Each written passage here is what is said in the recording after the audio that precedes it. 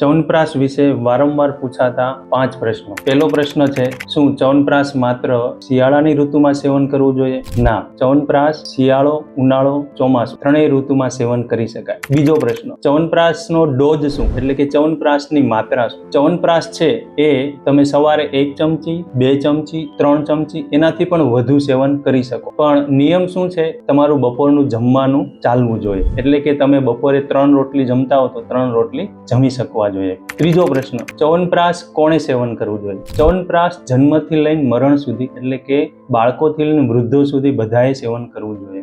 આચાર્ય ચરકે ચ્યવનપ્રાશ માટે તો બાલાનામ ચ અંગવર્ધનાનામ, એટલે કે બાળકોના અંગો વધારે, બાળકોનો ગ્રોથ કરે એવું બતાવેલું છે, તો બાળકોને પણ ચ્યવનપ્રાશ આપી શકાય। ચોથો પ્રશ્ન, ચ્યવનપ્રાશ છે એ સોના ચાંદી અથવા કેસરયુક્ત સારો કે પછી સાદો ચ્યવનપ્રાશ?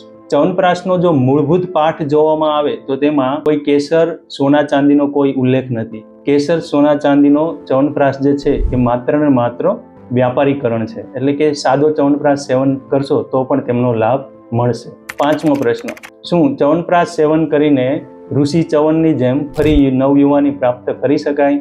તો તેનો જવાબ છે ના, કારણ કે ચ્યવનપ્રાશનું સેવન કરતી વખતે જો એમના નિયમોનું પાલન કરવામાં આવે, એની શરતોનું પાલન કરવામાં આવે તો જ નવયુવાની પ્રાપ્ત થાય, જે આજના આધુનિક સમયમાં એ શરતોનું પાલન કરવું શક્ય નથી।